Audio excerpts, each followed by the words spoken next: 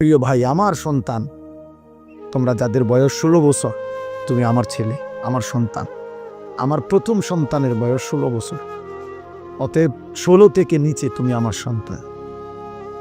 আমার দ্বিতীয় সন্তানের বয়স 14 বছর, আমার তৃতীয় সন্তানের বয়স 9 বছর, আমার চতুর্থ সন্তানের বয়স 4 বছর। অতএব 16 থেকে নিচে যারা আমার সন্তান, তুমি এর চাইতে বড় যারা আরেকটু, তোমরা আবার ছোট ভাই। আমি তোমার বড় ভাই হিসেবে বললাম, আমি তোমার বাপ হিসেবে বললাম। এমন বিবেক, নারী দেখে, চুরি দেখে অশ্লীলতা করি, উলঙ্গ দৃশ্য দেখে দোস্ত বন্ধ করে দিও না। দিন যেন মরে না যায়, দিল যেন মরে না যায়। চাহিদা পূরণ হবে না, মোবাইলের বাড়ি চাহিদা পূরণ করতে পারে না। রাস্তার নর্তকী চাহিদা পূরণ করতে পারে না, ক্ষতি করে, শরীর নষ্ট করে, নাপাক করে, যৌবনের ক্ষমতা নষ্ট করে, যৌন সক্ষমতা নষ্ট করে। হারাম বীর্যপাতে আমি স্পষ্ট বলি, আমার যুবক, আমার সন্তান, হারাম বীর্যপাতে মানুষের নিয়ন্ত্রণ থাকে না। স্বামী স্ত্রীর মিলনে মানুষের নিয়ন্ত্রণ থাকে, কারণ ও তো আমার স্ত্রী, বিবাহিত। একদিনে শেষ করলে তো জরুরি না, বুঝেন নাই? কারণ আমি তো জানি আমার বিবি, কিন্তু অসভ্য চরিত্রহীন, ওর কোনো নিয়ন্ত্রণ থাকে না, বুঝেন নাই? ওর কোনো নিয়ন্ত্রণ থাকে না। এই জন্য সে তার বীর্যপাত, যৌন চাহিদা পূরণের ক্ষেত্রে কোনো নিয়ন্ত্রণ বুঝে না, সিস্টেম বুঝে না। এই জন্য কখনো হাত, কখনো নাপাক লজ্জাস্থান, কখনো অস্থির ছবি, কখনো উলঙ্গ দৃশ্য, কোনো বেহায়া নারী, কোনো অসৎ বন্ধুর হারাম সম্পর্ক, কোনো না কোনোভাবে নিজের যৌন চাহিদা নষ্ট করে ফেলে। একদিন অসল, অপদার্থ, অকর্মণ্য একটা দুর্ভাগ্য বদনসিব সন্তান হয়ে দুঃখে দুঃখে মরে। যদি কারো বিশ্বাস না হয়, আমার সাথে চলো। আমার কাছে অনেক ছেলের হোয়াটসঅ্যাপে ভয়েস রেকর্ড আছে, অনেক যুবকের সাথে আমার কথা আছে, সম্পর্ক আছে। তোমার কাছে জীবনও কইতো না, ও যে হাফ প্যান্ট তোমাদের কইতো গুনাহরে শেষ করে গেছে। উলঙ্গ ছবি দেখতে দেখতে, নর্তকী দেখতে দেখতে, হারাম দৃশ্য দেখতে দেখতে, বাহ্যিকভাবে দেখতে তো মনে হয় চুল আশ্রাইছে, প্যান্ট কিনছে, পাউডার লাগাইছে, কথাবার্তা কইতেছে, হাসতেছে, কিন্তু শারীরিক সক্ষমতা নাই, অচল হয়ে গেছে, অপদার্থ হয়ে গেছে। দুঃখে দুঃখে মরবে, দুঃখে দুঃখে মরছে। আল্লাহর কসম, রব্বে কাবার কসম করে বল, আমি তোমার বাপ, তুই আমার সন্তান হয়ে বল।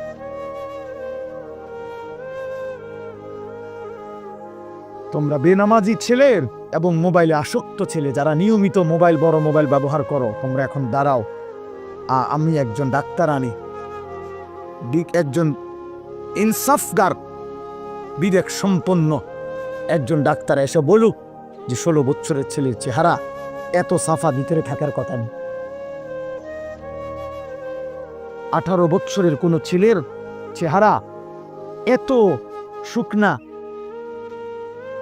এত দুর্বল হওয়ার কথা না, বুঝেন না? এমনি কথাটা চলেন আমি দেখাই, তোমরা দাঁড়াও। আলহামদুলিল্লাহ, আমি আমার বিষয়ের উপরে সারাদিন রাত কাজ করি। এই কিশোর নওজোয়ান মিয়া আমার দিবা নিশির মেহনত, শুধু ওয়াজ করি এটা না, দিবা নিশি মেহনত করুন, ফিকির করুন আর কি করা যায়। এই জন্য তুমি বলো, চলো আমরা দেখাই। গুনার থেকে পবিত্র, মোবাইলে আসক্ত না, নারী দেখে না, ছবি দেখে না, উলঙ্গ দৃশ্য দেখে না, 5 ওয়াক্ত নামাজ পড়ে, আল্লাহর কসম। চলো আমরা এমন 100 যুবক, এমন 100 কিশোর, তাকেও এক পাশে দাঁড় করাই, তোমারও এক পাশে দাঁড় করাই। এরম 100 দুই দিকে একজন ডাক্তার এসে চিকিৎসা করুক, দেখুক, উনি বলুক উনি বলে দিবে ওয়েট। প্রত্যেক ডাক্তার মাফে না, ডাক্তাররা বয়স জিগা, ডাক্তাররা ওয়েট মাফে, ওজন কত বলে। চলো, অনেক শিশু বিশেষজ্ঞ ডাক্তারের প্রেসক্রিপশনের পিছনে লেখা আছে কত মাসে কতটুকু ওজন থাকা উচিত, এখান দিয়ে লেখা থাকে বয়সের হারে ওজন কি, নাহলে ওজন মাফে কেন? অধিকাংশ ডাক্তারদের চেম্বারে ঢুকলেই কি আছে, ওয়েট মাফার কি আছে, মেশিন আছে। কেন? কি করতেছো বাপ, কি করছো? দাঁড়াও, তাহলে আমরা দাঁড় করাই তোমাগরে। তোমাদের বাবারা তোমাদেরকে দেখুক, তোমাদের সমাজ তোমাদেরকে দেখুক যে গুনাহ তোমাদের চেহারা কি কালো বানাইছে। বেনামাজি জীবন তোমাদেরকে কি পরিমাণ বিভৎস চেহারা বানাইছে।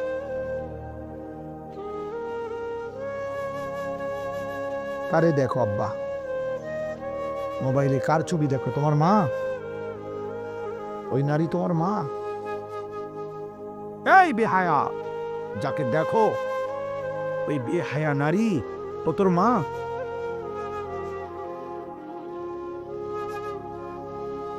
একটা অসভ্য যুবক কল্পনা করে না ফরমান, তোর মাকে যদি কেউ এমন দেখে, তোর বোনকে যদি কেউ এমন দেখে, তোর বিবাহিত স্ত্রীকে যদি কেউ এমন দেখে, তোর কন্যাকে যদি এমন কেউ দেখে, তোর ফুফিকে যদি কেউ এমন দেখে, তোর খালাকে যদি কেউ এমন দেখে,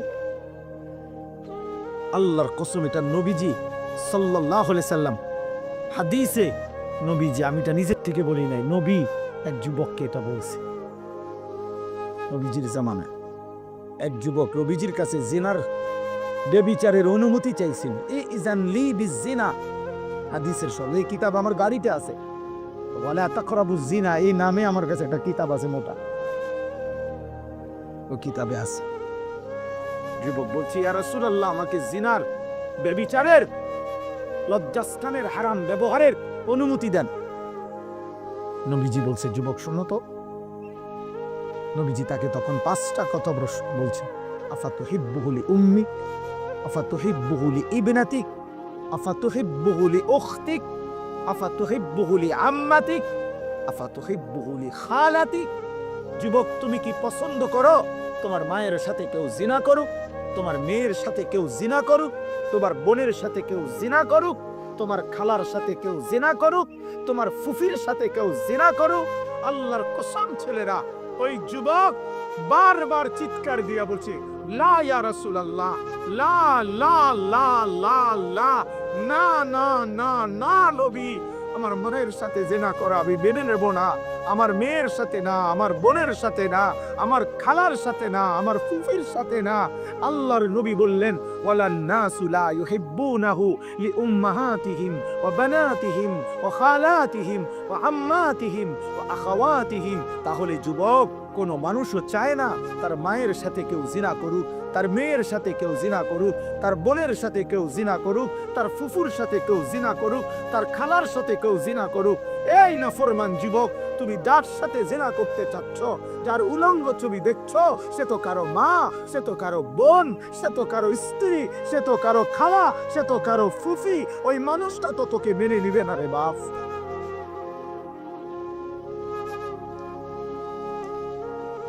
তুই কার মা দেখোস?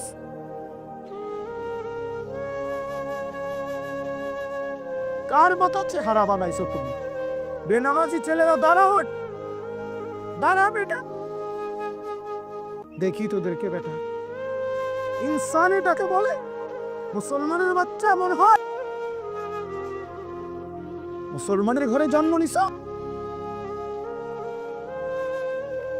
দাঁড়াও, এখন এলে আমি দাঁড় করাই, আমার অনুমতি দেন, আমি দাঁড় করাই। বেনামাজি অসতের চেহারা তো দেখলেই চেনা যায়। বেনামাজি তো অসভ্য,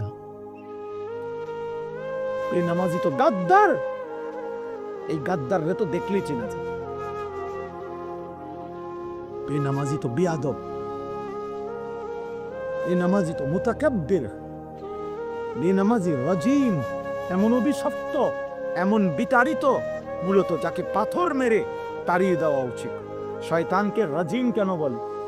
আল্লাহ যেদিন সেজদা দেয় নাই, কোরআন শরীফ আছে, সেদিনই আল্লাহ তাকে বলছে ফখরুজ ফাইন্নাকা রাজিম। আল্লাহ বলছে ইবলিস সেজদা দিলি না, বেরো বাইরে, আজকে থেকে তুই রাজিম। আউযু বিল্লাহি মিনাশ শাইতানির, এই যে এই রাজিম